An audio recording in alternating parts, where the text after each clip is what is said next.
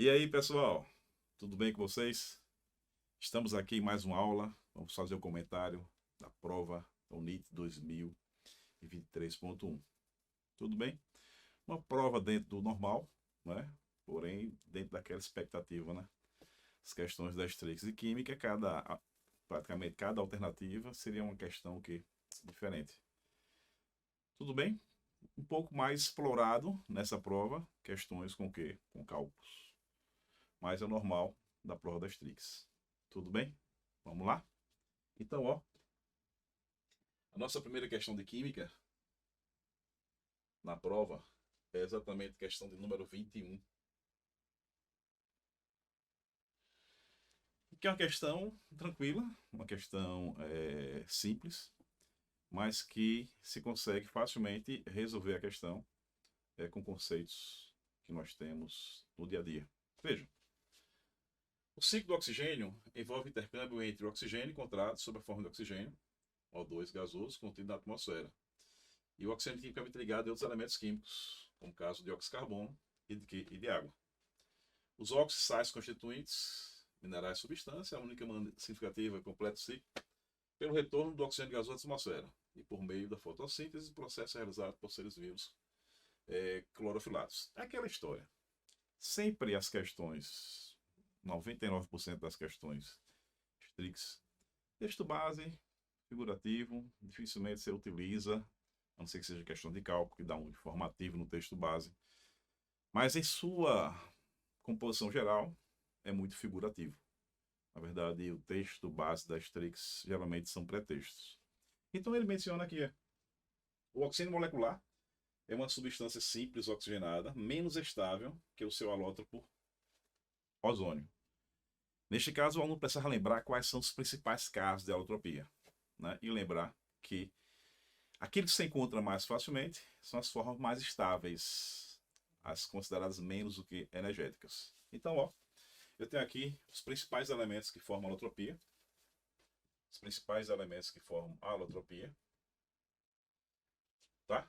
Carbono, oxigênio, fósforo e enxofre. E as suas formas alotrópicas. Dentre eles, aquele que se encontra com maior facilidade é o mais estável. Por exemplo, carbono, diamante ou grafite. Encontro mais facilmente o grafite, é o mais estável. Oxigênio, O2 e ozônio, encontro mais facilmente. O oxigênio é o mais do que estável. Fósforo, branco e vermelho, encontro mais facilmente o vermelho da caixinha do fósforo, é o mais do que estável. Enxofre rômbico monoclínico, esse é mais difícil de ter aplicação no dia a dia, mas o rômbico seria a forma mais estável. O mais estável é sempre aquele que você tende a encontrar com maior facilidade. Então, nesse item, né, não seria o menos estável, seria o que? O mais do que estável, porque entre o O2 e o O3 você encontra mais facilmente o O2. Tudo bem? Outro item, a fotossíntese é um processo bioquímico que, além de gás, oxigênio produz dióxido de carbono e vapor d'água. Incorreto. Os reagentes da reação de fotossíntese é que são CO2 o quê? E água. Acompanhe. Ó, CO2 e água são os reagentes que produzem a glicose, que fornece energia para o quê? Para as plantas, e gás o quê? Oxigênio. Neste caso, o aluno teria que ter conhecimento do que seria a chamada reação de quê? De fotossíntese. Tudo bem? A combustão do hidrocarboneto, como metano, leva à formação de moléculas de água e de gás carbônico.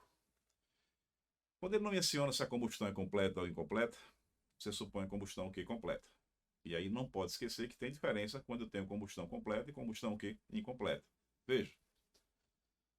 A combustão completa me dá, caso seja um hidrocarboneto, né? Tem carbono e hidrogênio, tem a produção de CO2 e água. A combustão incompleta, no lugar de CO2, a predominância é de CO.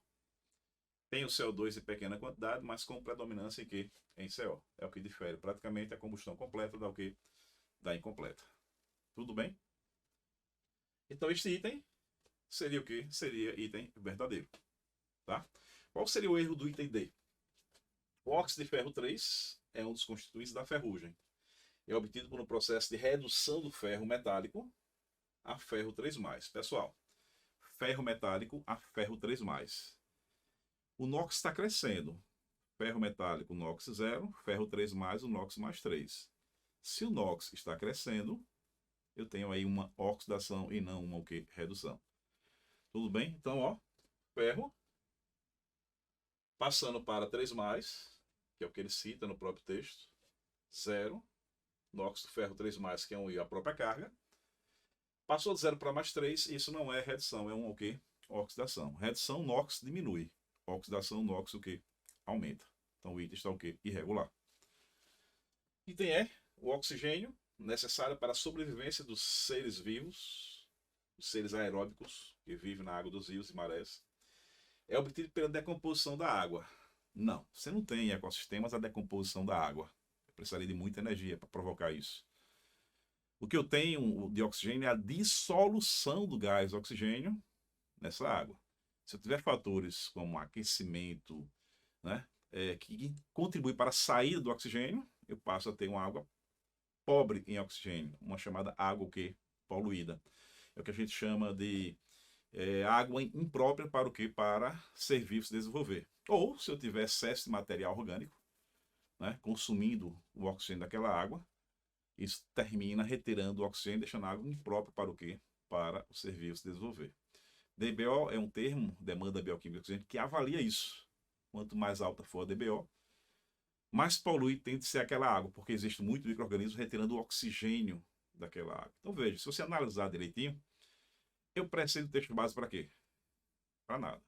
Se eu partisse logo para as alternativas, eu teria como resolver as questões, e o texto base não estaria contribuindo em nada, só fazendo o quê? Perder tempo com a questão. Então fica aí a dica. Né? Você pode começar as questões partindo para as alternativas. Se verificar que tem alguma coisa muito específica, vai lá olhar no texto base. Se esse muito específico não tiver no texto base, você não deve marcar esse item como resposta, porque o aluno não tem obrigação de saber especificidade de material, de substâncias, de produto algum. Tudo bem? Fica aí a dica. Geralmente questões que envolvem cálculo, o texto base a gente consulta, porque tem informações que vêm no texto base, como dados de massa, de volume, ou algum informativo específico para você poder desenvolver o que? A questão. Tudo bem? Tranquilo? Então tá aí. A primeira questão, que foi dessa prova da Strix 2023, compondo a prova de quê? Da UNIT. Questão 22, mais uma questão de química, em que ele traz para a gente um gráfico em que ele relaciona pressão máxima do vapor com a temperatura. Né? Um tópico, uma temática dentro do conteúdo de propriedades coligativas. Tá? E aí você não pode esquecer o seguinte: os efeitos coligativos, quanto mais concentrado for o meio, concentrado for a solução em termos de mol por litro, menor é a sua pressão do vapor, maior o ponto de ebulição, menor o ponto de congelamento, maior a pressão osmótica. Você pode resumir os efeitos coligativos, né, com essa ideia. Quanto mais concentrado for a solução, menor a pressão máxima do vapor, maior o ponto de ebulição, menor o ponto de congelamento, maior a pressão osmótica. Então veja, a pressão do vapor de um líquido, é medida experimentalmente, corresponde à pressão de equilíbrio da fase líquida e seu vapor, a uma dada temperatura em seno fechado. Com base na informação na análise do gráfico das curvas de pressão do vapor associadas aos conhecimentos sobre propriedades dos líquidos puros, é correto afirmar: a volatilidade do líquido 1 é menor que a volatilidade dos líquidos representados por 2 e 3. Isso está irregular. Por que está irregular? Se você olhar aqui no gráfico, pegar aqui uma interseção entre as três retas, três curvas, melhor dizendo, ó, o que você percebe? Que o líquido 1 é quem tem maior pressão do vapor. Se ele tem maior pressão do vapor, significa que ele evapora mais fácil. Consequentemente, se evapora mais fácil, ele é uma espécie mais volátil. E quem é mais volátil tem sempre menor temperatura de ebulição. Tá? Então, comparado 1, 2, 3, né? O líquido 1 tende a ser a espécie mais volátil, já o 3 tende a ser a espécie menos volátil. O mais volátil que evapora mais. Se evapora mais, tem menor temperatura de ebulição. Veja esse resumo aqui. Ó. Quanto maior a volatilidade, mais moléculas do líquido evapora. Isso aqui comparando acetona, água e óleo. A acetona evapora mais, né? Se evapora mais, a pressão do vapor dela é maior. Tá vendo aqui? Ó? Tracei uma reta, aqui ele bota éter, acetona, água e álcool. Aqui eu estou comparando acetona, água e álcool. Esses três aqui. Acetona, álcool e água. Esses três aqui. Ó. Então, quem tem maior pressão do vapor, a acetona, é o líquido que mais volátil, aquele que evapora o que mais. Não esquece as informações, ó, do mais volátil. Tem sempre maior pressão do vapor. As ligações intermoleculares são mais fracas, menos intensas, por isso ele sai mais fácil. Consequentemente, menor ponto de ebulição, menor ponto de condensação e por aí vai. Então, sempre o líquido mais volátil é aquele que tem o que? Maior pressão máxima do vapor, porque ele evapora mais. Consequentemente, as ligações que as mantêm unidas são mais fracas. Consequentemente, o ponto de ebulição é o que? É menor. Fica aí a dica. Tudo bem? Bom, o valor da temperatura de condensação, então aquele item, só voltando aqui, né? Estaria irregular, né? A volatilidade do líquido 1 seria o quê? Maior e não menor. Por que maior? Porque aqui tem maior pressão máxima do vapor de acordo com o gráfico. O valor de temperatura de condensação do líquido 2 é maior que a do líquido 3, ó, 2 e 3. É aquela mesma história. Se o líquido 2 ele é mais volátil, ó, o líquido 2 ele é mais volátil. Se o 2 é mais volátil, ele tem o quê? Maior pressão máxima do vapor, menor ponto de ebulição, também menor temperatura de quê? De condensação. Então o item está o quê? Equivocado. Tudo bem? Tá aí aquele mesmo resuminho, é? Mais volátil, maior pressão do vapor, menor força que prende as moléculas, as intermoleculares, menor ponto de ebulição, consequentemente menor ponto de condensação. Tudo bem? A pressão do vapor de um líquido puro depende do volume analisado. Não. Pressão máxima do vapor não depende do volume do líquido. Não depende da forma do recipiente. A pressão máxima do vapor depende da natureza do líquido. Se o líquido é mais volátil ou ele é menos o que? Volátil. Ou sistemas que você faça variar a quantidade de soluto, modificando a concentração. Quanto mais concentrado for o meio, implicará em quê? Em menor pressão de quê? De vapor. Tudo bem? Volume do líquido, forma do recipiente não modificam a pressão máxima de quê? De vapor. Tudo bem? Então não depende da quantidade do líquido, nem da forma de quê? Do recipiente. Tudo bem? Então tá errado. A intensidade das interações entre as moléculas que constituem o líquido 1, líquido 1, né? Líquido 1 é o mais volátil. É maior que as forças que mantêm as moléculas do líquido 2. Falso. Se o líquido 1 é o mais volátil, é quem tem maior pressão vapor, menor intensidade das forças intermoleculares. Por quê? Porque se ele tem menor ponto de ebulição, ele está saindo mais fácil. Se ele está saindo mais fácil, é porque as forças que os mantêm unidos está bastante o quê? Fraquinha. Então, quanto mais volátil, lembra do resuminho, é? Lembra do resuminho, é? Quanto mais volátil, maior a pressão do vapor, menor a força o quê? Intermolecular. A força que mantém as moléculas o quê? Unidas. Tudo bem? E aí vem o item E, que seria o da resposta da questão, em que ele fala assim, o líquido representado por 3 e o seu vapor estão em equilíbrio dinâmico em um sistema fechado a temperatura de 70 graus Celsius, pressão de quê? De 300 milímetros de mercúrio. Você tem que olhar se no gráfico tem interseção com a curva. Se tiver interseção com a curva, qualquer ponto que tem interseção com a curva, ele está em equilíbrio aquela pressão e aquela o quê? Temperatura. Então, se você olhar aqui no gráfico, ó, temperatura de 70, deixa eu apagar isso aqui, ó, 70, 70, e a pressão de quanto? Ele fala de quê? De 300, ó. Dá exatamente em cima da curva. Se dá exatamente em cima da curva, ou qualquer outro ponto em cima da curva, significa dizer que para aquela pressão e temperatura, o sistema está o quê? Em equilíbrio. Tudo bem? Então, pontos em cima da curva, né? São indicações que eu tenho equilíbrio entre o que? O líquido e o que? E o vapor. Tudo bem? Então, mais uma questão, predominância teoria, com aspectos das soluções relacionada a efeitos coligativos, especificamente o efeito da pressão máxima de quê? De vapor de um líquido. Tudo bem? Então, neste caso, o aluno teria que ter conhecimento das informações básicas do que é pressão máxima do vapor, né? E, obviamente, a ideia, a interação que se tem com as demais propriedades coligativas. Tranquilo? Beleza? Bom, a questão de número 23 é uma questão que envolve um poucozinho de cálculo, do conteúdo chamado de soluções. Mas é bem tranquilo também, não tem grande coisa a se complicar aí não. Tá? Repare só os dados. Nesse caso, eu preciso ir ao texto básico, porque o texto básico traz informações de números referente àquela substância. Então, ó, o hidroxicálcio, CaOH2, é um sólido branco, inodoro, de massa molar 74 gramas por mol.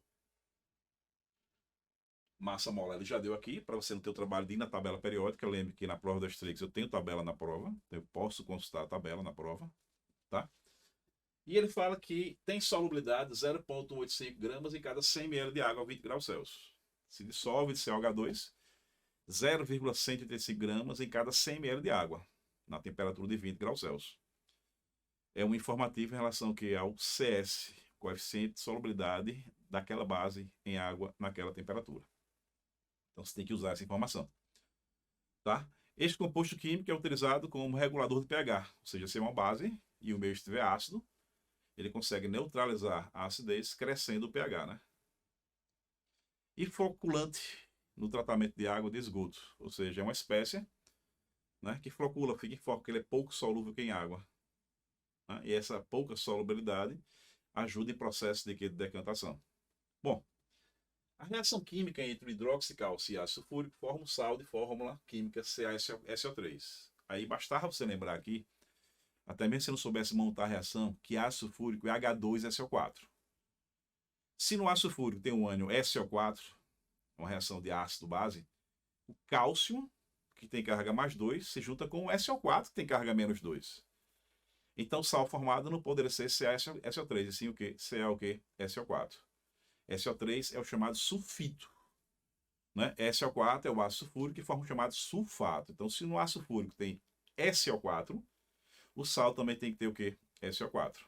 Então, estaria equivocado essa informação do item A. Então, aqui, a reação seria essa. Né?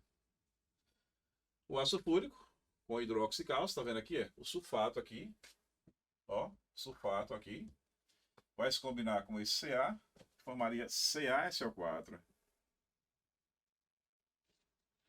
Ácido mais base, formando o quê? Sal e água por neutralização o quê? Total.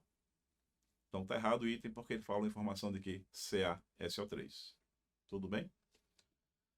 Ó.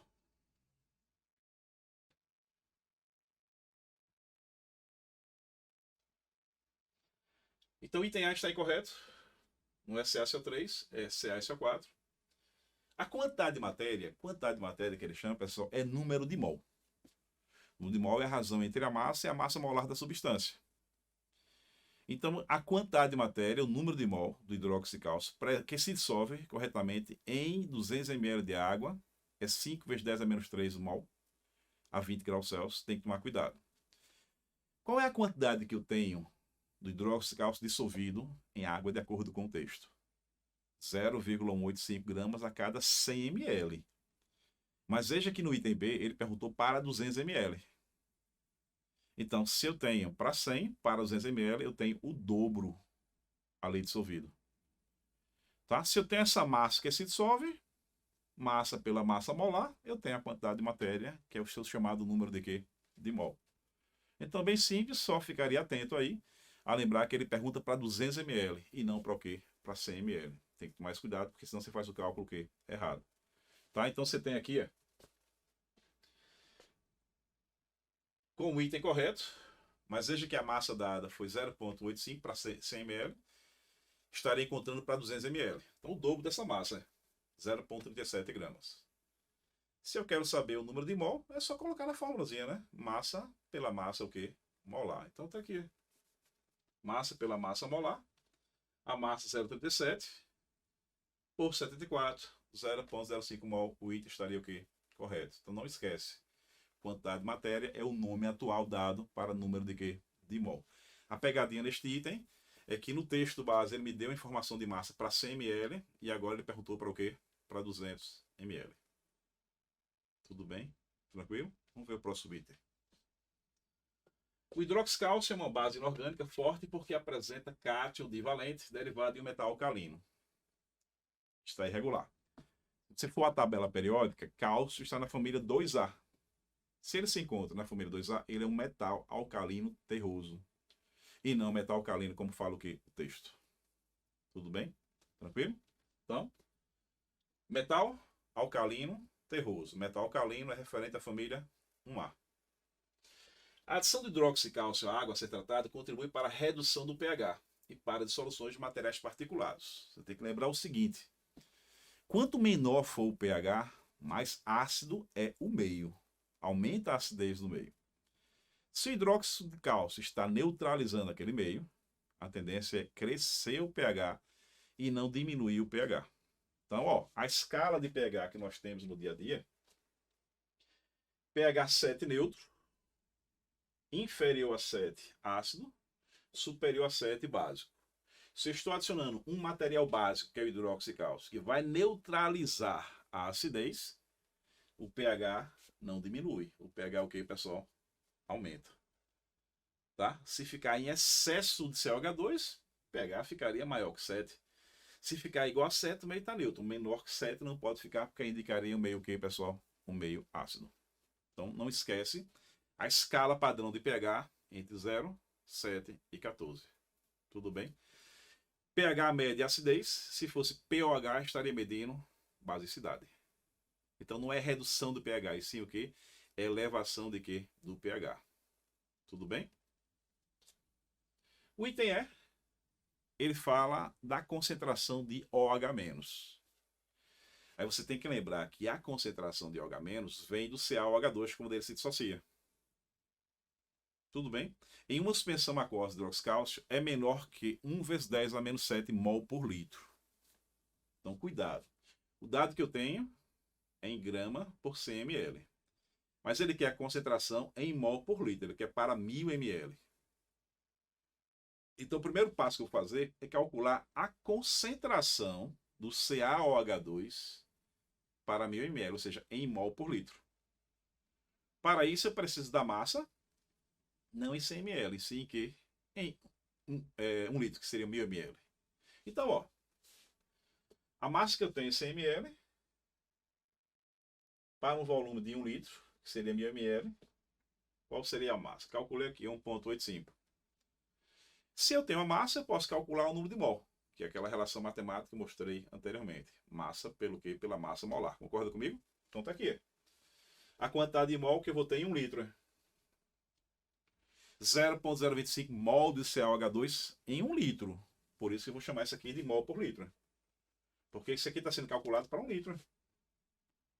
E aí, se você tem a concentração do CaOH2, dissocia ele e faz a proporçãozinha com o quê? Com o OH-. Supondo, neste caso, como se fosse uma dissociação de 100%. Tudo bem? Então, ó, CaOH2, né? A proporção entre eles é de 1 para 2, né? Então, a concentração desse aqui é a metade desse. Então, se a concentração do CaOH2 é 0,25, aqui será o dobro. 0,05, pessoal, é bem maior que o quê? Que 10 a menos 7. Então, o item está o quê? Equivocado. Tudo bem? Então, o primeiro passo que eu fiz aí foi transformar para 1000 ml, já que ele quer em mol por litro, a massa que eu teria presente. Calculei o número de mol, tá? E automaticamente essa quantidade de mol para 1 litro é a concentração dele que eu tenho de CaOH2 em 1 litro. Fiz a proporção, porque ele perguntou a concentração do OH-. Pela proporção, eu achei a concentração de quê? Do OH-. Tranquilo? São questões bem recorrentes, essas questões que envolvem concentração em mol por litro. Então fique atento a isso. Valeu? Vamos lá. Mais uma questão. A questão 24, que envolve aí um pouquinho de orgânica, e um item muito comum de aparecer é ele dar a fórmula da substância para você encontrar fórmula molecular. Geralmente os erros aí estaria na quantidade de carbono ou na quantidade de hidrogênio. Tá? Veja que eu não estou nem lendo o texto base, já estou vendo aí já a fórmula estrutural ali, e partindo exatamente para o item A. A fórmula molecular desse composto orgânico é representada por C11H13N2O2. Será que é verdade isso? Então, é uma questão tanto na parte discursiva, como na parte objetiva, de aparecer em questões. Então, você não pode esquecer, em um composto orgânico, cada vértice sozinho ou encontro de vértice, ali você tem um carbono. Tudo bem? Um carbono. Olha quantas ligações esse carbono tem. O que faltar para 4, você completa com o quê? Com hidrogênio. É essa manha que você usa. Cada vértice sozinho, ou encontro de vértices, tem carbono. Olha quantas ligações tem esse carbono. Carbono é tetravalente. Eu considero sempre ele com 4 ligações. Quantas ligações faltam para 4? Você completa com o quê? Com hidrogênio. Aí você não erra. Então aqui só em você olhar já a quantidade de carbono, você já consegue dizer que esse item está o quê? Irregular. Veja. Daqui é a fórmula ampliada. E o que eu falei para vocês, né? Cada vértice ou encontro de vértice eu tenho um carbono. Então tá aqui. Vértice sozinho ou encontro de vértice, eu tenho carbono. Então quantos carbonos eu tenho aqui ao todo? 1, ó. 1, 2, 3, 4, 5, 6, 7, 8, 9, 10, 11, 12, 13, 14. Ele colocou na formulazinha como sendo o quê? 11. O item já está o quê? Irregular. Então sempre não esquece. Vértice sozinho ou encontro de vértice, eu tenho carbono. Querendo aí contar os hidrogênios, é só lembrar. Se faz assim. Esse carbono aqui tem uma ligação. Faltam 3. Se faltam 3, você coloca aqui 3 hidrogênios. 1, 2, 3 hidrogênios. Hidrogênio, hidrogênio, hidrogênio. Aqui no ciclo, ó, esse carbono, 3, 4 ligações. Não falta nenhuma. Aqui falta uma. Aqui falta uma. Sempre tem que ter 4 ligações. Ó, aqui já tem 4. Aqui tem 4. Aqui falta 1. O que faltar você completa com hidrogênio. Ó. Aqui tem 3. Falta uma. Aqui já tem 4. Aqui tem 2. Faltam 2. 2 hidrogênios. Aqui tem 2. 2 hidrogênios. Aqui tem 1. Aqui já tem 4. Esse carbono tem uma ligação. Faltam 3. Ó. Pronto. Aí eu já tenho a quantidade de hidrogênios nessa fórmula. Que seria quanto ao todo? Ó. 1, 2, 3, 4, 5. Aqui tem 1, 6. 7, 8, 9, 10, 11, 12, 13, 14, 15. Né? Também estaria o quê? Irregular. 15 não, 16, né? Faltou esse aqui, 16. Então sempre olha quantas ligações do carbono tem. O que faltar para 4 você completa com o quê? Com hidrogênio. Tudo bem? Beleza? Então esse item está irregular.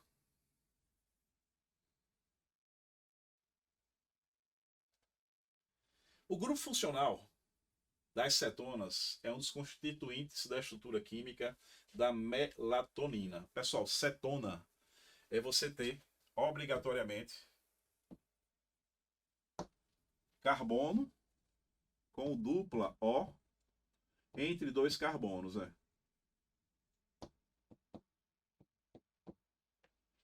Eu não tenho esse grupo funcional aqui. Identificação de grupos funcionais é uma coisa que você tem que saber, porque é de grande recorrência nas questões aqui das trigs.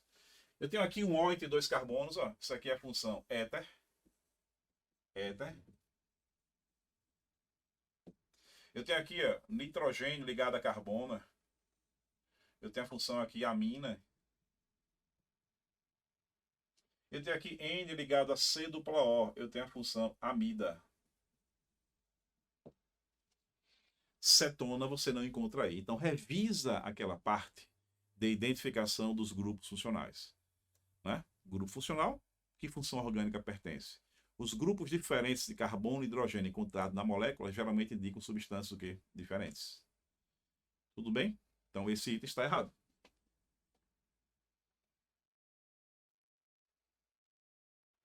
O hormônio atua como ácido de bronze e lauro devido a átomo de hidrogênio no grupo amina. Errado. Função amina, ela tende a atuar como bases. Pode ser de Lewis, pode ser de quê?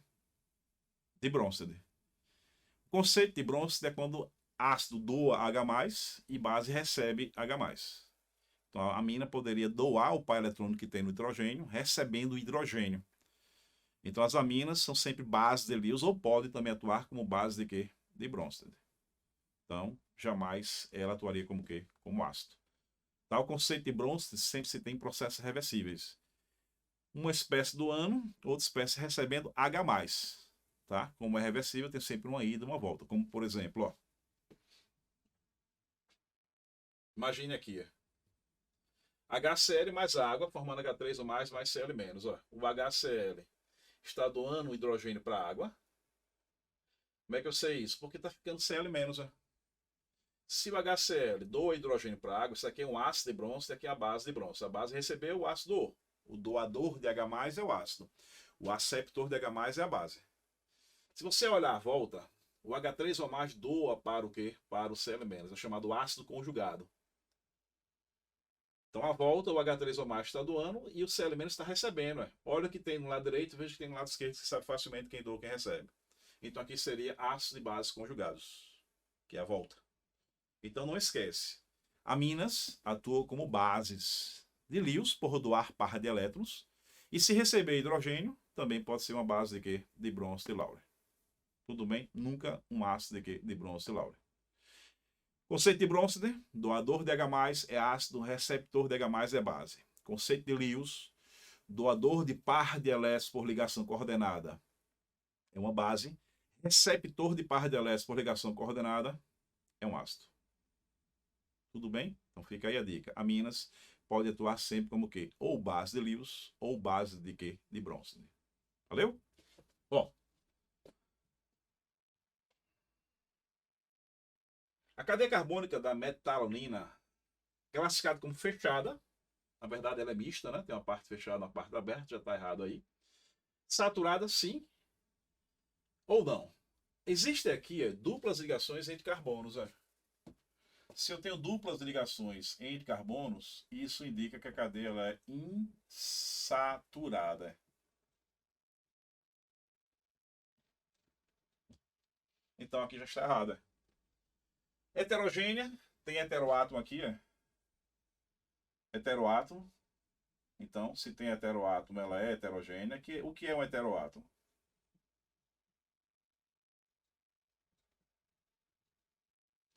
Átomo diferente de carbono entre carbono. Então, esse item está totalmente o quê? Irregular. Tudo bem? Por último, o oxigênio do grupo dos éteres, daqui de cima. Grupo dos éteres, tá vendo aqui em cima? Está associado a carbonos que utilizam diferentes tipos de orbitais híbridos, ou seja, com diferentes hibridizações. Aí basta lembrar esse resuminho aqui do lado direito.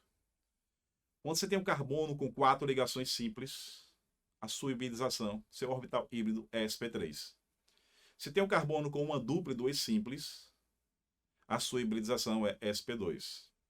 Se tem um carbono com 2 duplas, ou uma tripla e uma simples, a sua hibridização é sp. Então, se você olhar aqui, direitinho, esse carbono aqui, ele tem 4 ligações simples, São 3 hidrogênios. Já esse carbono aqui, eu tenho ele que está assim, uma simples, uma dupla e outra simples, Então, esse carbono está hibridizado em sp3. Ó, tá com essa formatação aqui, E esse carbono está hibridizado em sp2, sp2, porque está com esse arranjo aqui. Então, para você identificar a hibridização do carbono é muito fácil. 4 ligações simples, hibridização sp3, orbital híbrido sp3. Uma dupla e 2 simples, hibridização sp2. Se tiver 2 duplas ou uma tripla, hibridização QSP. Então, esse item está o quê? Correto. O oxigênio do grupo do éter, grupo funcional éter, que tem um oxigênio de carbonos, está associado a carbonos que utilizam diferentes tipos de orbitais híbridos, ou seja, diferentes tipos de hibridização. Certo. De cima sp3, o de baixo sp2. Tranquilo? Então, foi hibridização. Esquece esse resumo, não. Esse resumo te ajuda a você identificar o tipo da hibridização de quê? Do carbono. Beleza? Então, o item está o quê? Correto, é? Tranquilo? Bom, mais uma questão. Se eu não me engano, essa deve ser a última do esqueminha das questões, o que é ABCDE, que também é uma questão de quê? De soluções. Mas uma questão bem tranquila, sem grandes dificuldades. Repare que ele dá aqui informativo para a gente.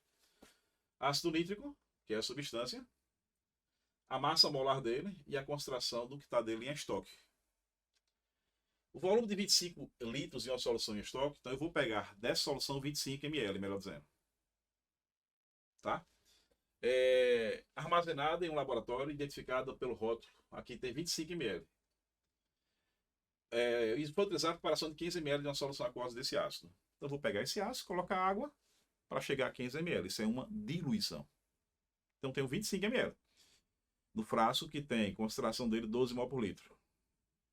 Para preparar 15 ml, eu vou pegar isso aí e diluir com água. É uma chamada o quê? Diluição. Então a primeira pergunta que ele faz, ó. Então nesse caso, tem um informativo no texto, que são os dados que eu preciso para o quê? Para fazer a questão. A massa do ácido nítrico presente em 15 ml de solução aquosa preparada é 37,8 gramas. É só você lembrar assim. De 25 para 500, eu coloco apenas água. A massa do soluto que tiver em 15 ml é aquela massa que está em 25 ml. Você não está alterando a massa. Então, se eu calcular a massa do soluto da solução inicial, é a mesma massa do soluto que vai ter nos 15 ml. Por quê? Porque de 25 para 500 eu apenas acrescento água, que é para fazer uma diluição. Tudo bem? Então, é só botar na forma de concentração em mol por litro, né? Bem direto. Ó, concentração em mol por litro, razão entre a massa do soluto, sua massa molar, vezes o seu volume. A formulazinha padrão de concentração em mol por litro. Eu tenho tudo. Tem a concentração que é 12, tem a massa molar que é 63, que ele já dá aí. Tem o volume que é 25 ml, tem que botar em litro, porque aí é mol por litro. Repare que 12 mol por litro. Então tem que botar essa concentração aqui, esse volume aqui em litro. Se eu calcular essa massa, é a mesma massa que estará presente em 15 ml. Por quê? De 25 para 500, apenas vamos adicionar solvente, que é fazer uma chamada o quê? Diluição. Então, substituindo direto, 12, quem é a massa molar e o volume, está aí a massa do soluto presente em 25 ml, que também está presente aqui em 15 ml. Tudo bem? Se é diluição com adição do solvente, que é o padrão, a quantidade de soluto inicial é igual à quantidade de soluto que final. Não se altera. Beleza? O valor da concentração da solução do ácido preparada a partir de 25 ml da solução em estoque é 0,6. Bom, aí você está fazendo diluição. Tem a concentração inicial, o volume inicial. Vou colocar água. Até fazer 15 ml, qual é a nova concentração? A concentração deve mudar, porque se você está colocando água, você estaria diminuindo a concentração. Você teria a mesma quantidade de soluto ocupando um volume maior. A concentração irá o quê? Diminuir. Então aqui relação de diluição direto também, concentração inicial, que é 12, né, vezes o volume inicial, que foi 25. Posso deixar em ml, porque eu vou usar ml de um lado do outro, vou cancelar. Qual é a concentração final quando o volume atingir 500 ml? Então você faz isso com uma diluição, acrescentando que é água. Automaticamente a minha concentração final 0,6. O item estaria o quê? Correto. Tá? Então você tem a solução que está em 25. Coloca água para chegar a 500 ml. Chegando a 15 ml, eu tenho uma nova concentração, automaticamente menor que a inicial. Por que menor que a inicial? Porque eu tenho a mesma quantidade de soluto, ocupando um volume que maior. Tudo bem? Bom, item está correto. Item C, qual seria o erro? A diluição da solução preparada com 50 ml de água gelada interfere na quantidade de soluto presente no sistema. E aí? Se eu vou diluir a solução preparada, com 150 ml de água destilada. Vou colocar mais 150 ml de água destilada. Interfere na quantidade de soluto presente no sistema? Não. Vai interferir na concentração. A quantidade de soluto, pessoal, não está sendo alterada. Permanece a mesma que o que a inicial. A mesma dos 25 ml. Se você só coloca água, você apenas está diluindo a solução. E o que é diluir a solução? Diminuir a sua concentração. Tudo bem? Tranquilo? O pH da solução em estoque de ácido nítrico é maior do pH da solução preparada a partir de 25 ml dessa solução. Opa! A solução inicial tem um pH X, né? Aí eu pego essa solução, faço uma diluição que vai diminuir a concentração. E aí, se diminuir a concentração, ela fica mais ácida? Não. Se está diminuindo a concentração, ela fica o que, pessoal? Menos o que? Menos ácida. Eu pego um suco de caju, daqueles que vendem no mercadinho, na garrafinha. Aí o cara faz colocar um copo do suco em 1 litro de água. Se você tomar o suco no copo, ou tomar após que você coloca 1 litro de água, será que o sabor é o mesmo? Não. Por que o sabor não é o mesmo? Quando você coloca água, você dilui. Se você dilui, você diminui a concentração. Consequentemente, o pH está o quê, pessoal? Alterado. Se a concentração cai, o pH está o quê, pessoal? Caindo. Na verdade, aumentando, né? Porque seria ficando menos ácido. Porque se ele diminui, ficaria mais ácido. Então, se a concentração está diminuindo, o pH estaria aumentando, que é tornando o meio menos o que? Menos ácido. Tudo bem? Então, ele fala o pH da solução de estoque é maior que o pH da solução preparada a 25 ml. Falso. Quando eu cresço o pH, eu estou o quê? Diminuindo a concentração. Automaticamente o meio estaria ficando o quê? Menos ácido. Então, inicialmente em um pH. Se você dilui, né, o meio ficaria menos ácido. Se o meio ficaria menos ácido, o pH está o quê? Crescendo. Da solução final é maior que o quê? Que a inicial. O item está errado. Tudo bem? Lembre da escalinha de pH, né?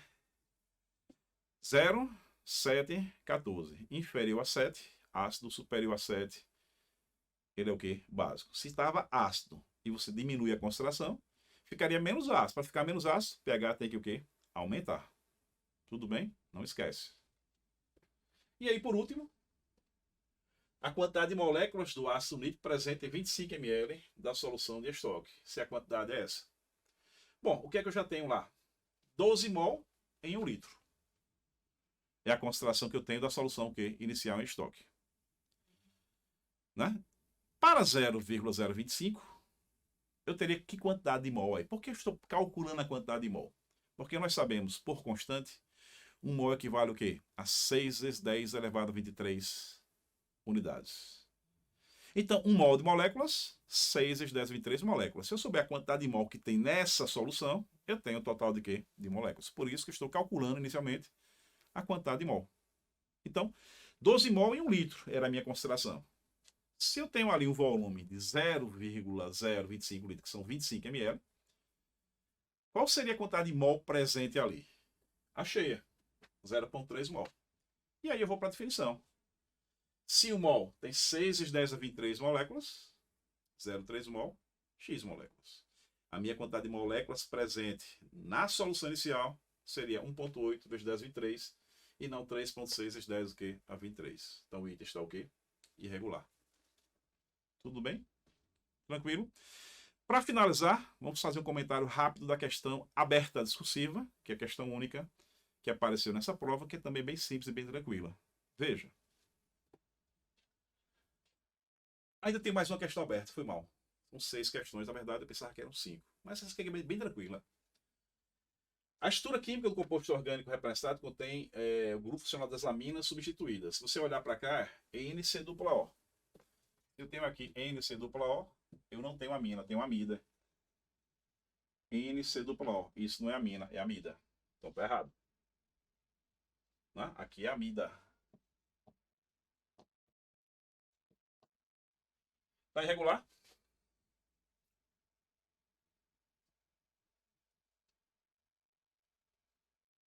Aqui ele fala o seguinte, bem tranquilo também. O átomo de enxofre constituinte esse enxofre aqui possui um par de elétrons não ligantes na sua camada de valência.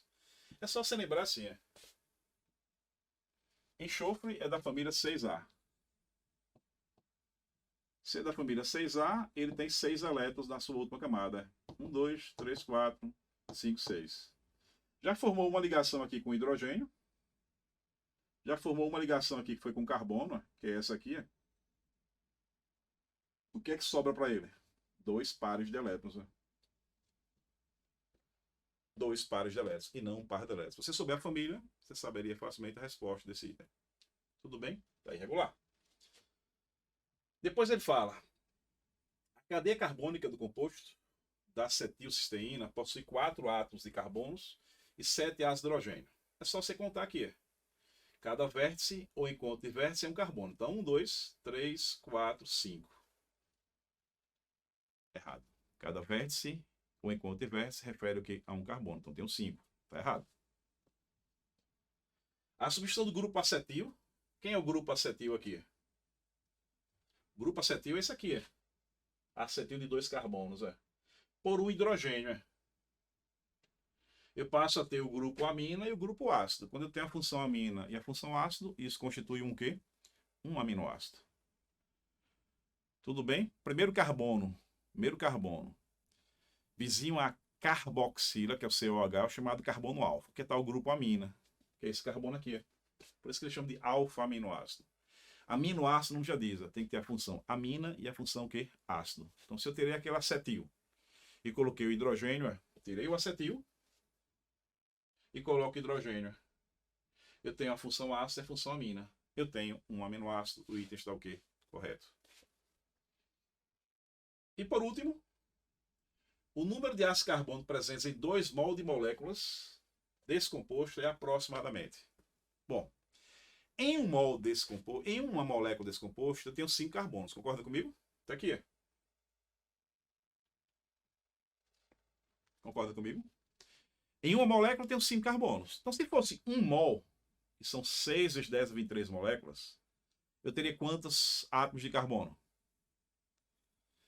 5, que é de uma molécula, vezes a quantidade de 1 mol. Eu teria isso aqui. Ó. 5, que é a quantidade de uma molécula, vezes a quantidade de 1 mol. Ele perguntou para 2 mol. Se perguntou para 2, x. Então, 6. 60 vezes 10 a 23, que seria 6. Se o número diminui, a potência que aumenta. 6 vezes 10 a 24 átomos de carbono. Em uma molécula, 5 carbonos. Ele perguntou em 2 mol. Em 2 mol, eu tenho 5 vezes a quantidade de 1 mol, que é 6 vezes 10 a 23. Para 2 mol que ele perguntou, x. Então, x deu 60 vezes 10 a 23, que equivale ao quê? A 6 vezes 10 a 24. Tudo bem? Então, estaria irregular. Bom, finalizando, a questão aberta que apareceu, questão bem tranquila, né? Em que ele fala o quê? Deu aqui uma famosa reação de um ácido mais um álcool, formando o quê? Isso é a famosa reação de esterificação. Ácido mais álcool forma éster e água. E ele quer saber o seguinte: deu a massa molar. A massa molar do ácido carboxílico é igual a 88. Identifique classe funcional e escreva o nome oficial recomendado e UPAC do composto representado por X. Então, ó, C ácido mais álcool forma éster e água. Então, X é um éster. Olha aqui a reação. Ácido mais álcool, éster e água. Seria assim, ó. Aqui está o ácido aberto. Aqui está o álcool aberto. Como você fizer, dá certo. Se pegar esse OH aqui com esse hidrogênio para formar água, junto o restante tem o éster. Se pegar esse OH aqui com esse hidrogênio, junto o restante tem o éster. Como você fizer, dá certo. Então tá aqui.